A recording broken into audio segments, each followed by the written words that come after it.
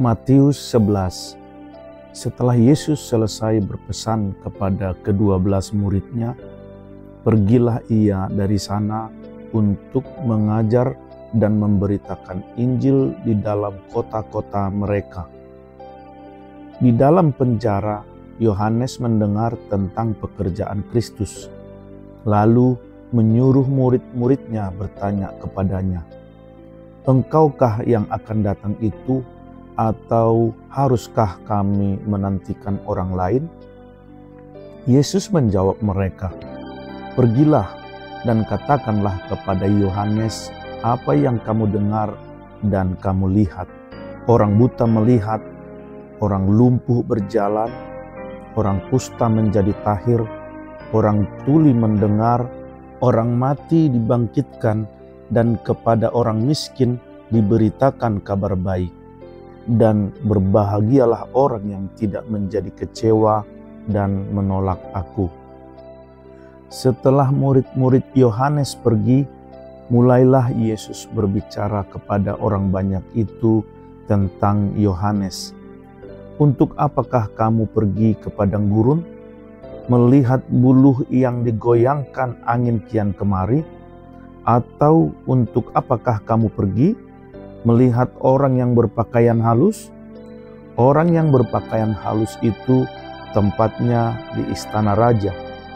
Jadi untuk apakah kamu pergi melihat nabi? Benar, dan Aku berkata kepadamu, bahkan lebih daripada nabi. Karena tentang dia ada tertulis, 'Lihatlah, Aku menyuruh utusanku mendahului engkau, ia akan mempersiapkan jalanmu di hadapanmu.' Aku berkata kepadamu, sesungguhnya di antara mereka yang dilahirkan oleh perempuan tidak pernah tampil seorang yang lebih besar daripada Yohanes Pembaptis. Namun yang terkecil dalam kerajaan sorga lebih besar daripadanya. Sejak tampilnya Yohanes Pembaptis hingga sekarang, kerajaan sorga diserong dan orang yang menyerongnya mencoba menguasainya. Sebab semua nabi dan kitab Taurat bernubuat hingga tampilnya Yohanes, dan jika kamu mau menerimanya, ialah Elia yang akan datang itu. Siapa bertelinga, hendaklah ia mendengar. Dengan apakah akan kuumpamakan angkatan ini? Mereka itu seumpama anak-anak yang duduk di pasar dan berseru kepada teman-temannya, 'Kami meniup seruling bagimu, tetapi kamu tidak menari. Kami menyanyikan kidung duka, tetapi kamu tidak berkabung.' Karena Yohanes datang, ia tidak makan dan tidak minum, dan mereka berkata, 'Ia kerasukan setan.' Kemudian Anak Manusia datang, ia makan dan minum, dan mereka berkata, 'Lihatlah, ia seorang pelahap dan peminum, sahabat pemungut cukai dan orang berdosa.' Tetapi hikmat Allah dibenarkan oleh perbuatannya." Lalu Yesus mulai mengecam kota-kota yang tidak bertobat, sekalipun di situ ia paling banyak melakukan mukjizat-mukjizatnya. "Celakalah engkau Khorazim, celakalah engkau Betsaida, karena jika di Tirus dan di Sidon terjadi mukjizat-mukjizat yang telah terjadi di tengah-tengah kamu, sudah lama mereka bertobat dan berkabung.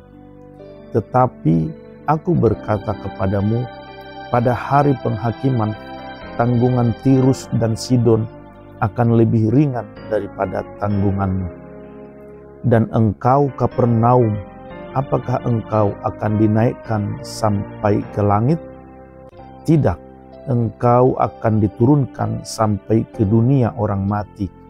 Karena jika di Sodom terjadi mukjizat-mukjizat yang telah terjadi di tengah-tengah kamu, kota itu tentu masih berdiri sampai hari ini. Tetapi Aku berkata kepadamu, pada hari penghakiman, tanggungan negeri Sodom akan lebih ringan daripada tanggunganmu. Pada waktu itu berkatalah Yesus, "Aku bersyukur kepadamu Bapa, Tuhan langit dan bumi, karena semuanya itu Engkau sembunyikan bagi orang bijak dan orang pandai, tetapi Engkau nyatakan kepada orang kecil. Ya Bapa, itulah yang berkenan kepadamu. Semua telah diserahkan kepadaku oleh Bapa-Ku, dan tidak seorang pun mengenal anak selain Bapa, dan tidak seorang pun mengenal Bapa selain anak, dan orang yang kepadanya anak itu berkenan menyatakannya. Marilah kepadaku semua yang letih lesu dan berbeban berat, aku akan memberi kelegaan kepadamu.